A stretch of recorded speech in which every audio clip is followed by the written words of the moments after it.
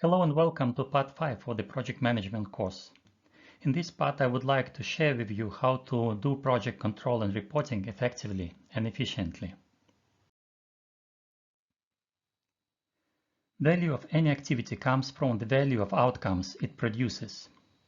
So what are the outcomes we expect from doing project control activities? In other words, what is the purpose of project control?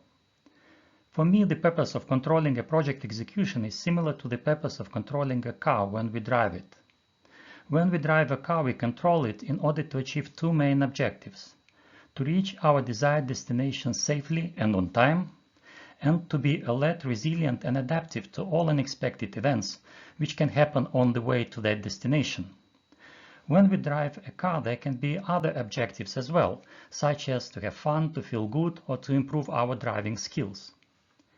Objectives and purpose of project control is very similar.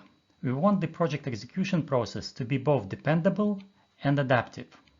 Also, additional valuable objectives for project execution process could be to produce fun, joy, and learning for the project key stakeholders. What steps should we take in order to ensure effective project execution control?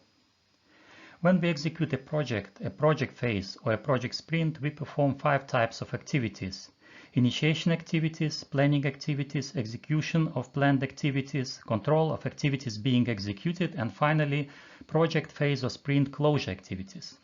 In order to be able to perform effective control, we shall do 3 things. We shall prepare, timely detect situation when intervention is required, and effectively respond to those situations. Foundation for effective control is secured when we do planning. When we do planning, we have to identify what project variables will be monitored and what are the set points or control limits for those variables.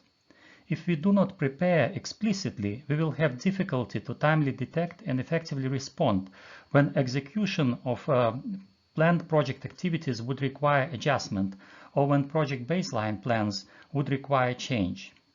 Also, if we think through what should be controlled when we are in planning stage, we can reduce the need for manual controls later on. This can be achieved by employing clean quality assurance techniques such as mistake proofing and intelligent automation, also known as JIDOKA. How to find out what project variables have to be monitored? The most common way is to monitor the gap between the desired and delivered outcomes in terms of time, cost, and quality of deliveries. But it's not the only way, and often is not the most effective and efficient way when it comes to project execution control, because this gap is produced by other 3 gaps. The first gap is the knowledge gap, the difference between what we needed to know and what we actually knew when the plan was created. We build our plans on many assumptions, and validity of those assumptions should be checked regularly by answering the following control question: are the key planning assumptions still valid? Key planning assumptions, also known as strategic assumptions, should be identified by the project team when project plan is created. This can be done by answering the question, what about the future needs to be true in order for our project plan to be true? The second gap is the alignment gap, the difference between what and when we want project team members to do and what they really are committed to do. The best way to ensure alignment and commitment of project team members is to use mission command technique developed by the military. This technique not only builds alignment and commitment, but also enables project managers to know and not to guess about how well project work assignments are understood, what employees are really committed to do, and what decision freedoms and constraints they should be provided with. The third gap is the effectiveness gap, the difference between what results have been expected in our plan to be produced by planned actions and what actual results are produced. Those who perform the work will be the first to identify this gap and will be the best in the best position to make necessary adjustments in order to close the gap. Common mistake is that project team members are not properly empowered to take initiative to close the gaps they see, as well as not instructed how to request help in a timely manner. To effectively control project execution, project managers should personally control two upper gaps: knowledge gap and alignment gap. Control of effectiveness gap should be done by work package owners and timely escalated to the project manager when additional support or change in plans is required. Common error is that during project execution, project managers, for various reasons, micromanage their projects by taking responsibility instead of taking accountability for control of effectiveness gap. At the same time, they do not spend enough time to control higher-level gaps, which have strategic importance for the success of their projects.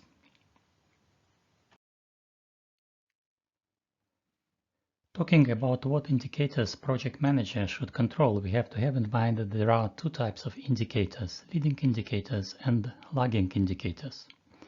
As shown on the picture, leading indicators are forward-looking. They give us indication about what we can expect in the near future, while lagging indicators are about the past. They state what has happened and are not that good predictor of future performance. Future is uncertain and foggy, and on the other side, past is clear and easy to measure. That's why many managers use too many lagging indicators and too few leading indicators. Such practice is as dangerous as driving a car by looking too much into rear view mirror, or as rowing without looking forward. Some leading and lagging indicators which you can use are shown in the table. In addition, here are some simple, useful project execution control rules which I can recommend.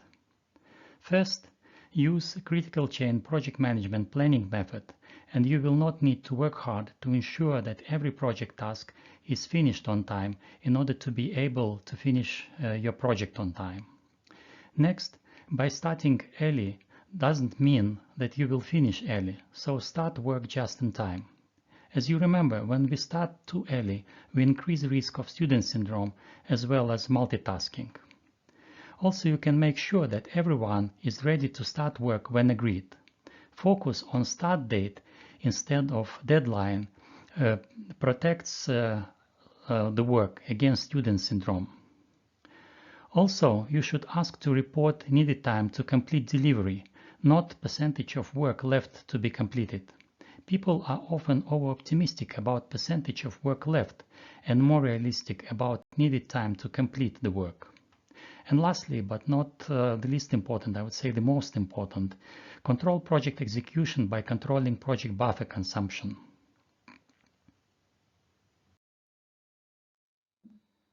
How to control project buffer consumption? First step in order to be able to control project buffer is to plan project using a critical chain project management method.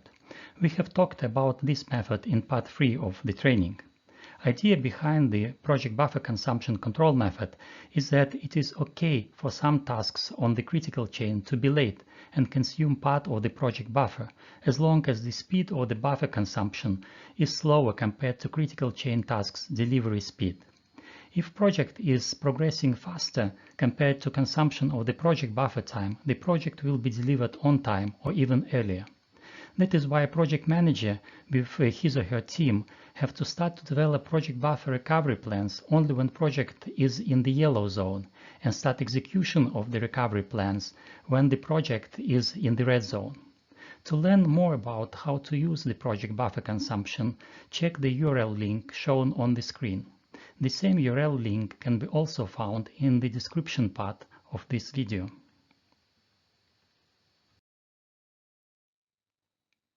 Project execution control is done not only by project manager and his team, but also by project owner and project steering group, based on reports provided by the project manager.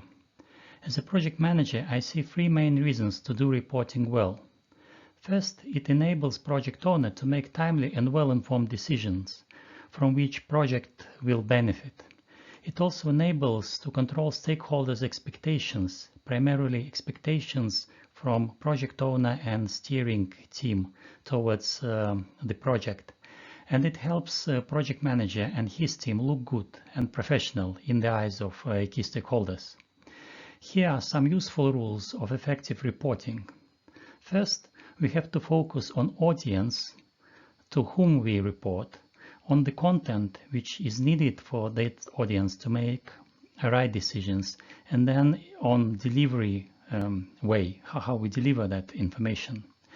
Next, we can check quality of our report using those two simple questions: so what and who cares? So the information should be relevant to the audience to which we present this report. Next, requirements for the report are simple. There are three: clarity, accuracy, and efficiency. To achieve that, we have to develop report in a KISS format. It means that it should be standard and short.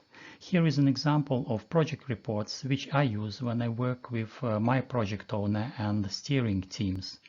So it's 9 slides in total presentation, which have 6 parts as a content. The assignment overview, which is basically the project charter overview. Next, we talk about what was done and what not, what was learned from those things which have not been successfully implemented. Then we talk about what deliveries we expect in the next period. Also, we talk about new issues and risks which have to be managed and what we suggest to be done about them. And we end up with clear decisions which have to be made by the project owner and the steering group. Next, when we deliver the presentation, the content, we can use this AIDA approach. So we start with creating attention. So we want people to focus on the information we provide. We have to generate interest. We have to generate, after we get the interest, the desire to achieve what we suggest to be done. And we have to lead the people to the actual action, suggest to them what needs to be done to solve the problem. And if report is not actionable, we can say that it's not useful, because when we do reporting, the purpose is not to entertain the project owner and the steering team, but to enable action which would help the project.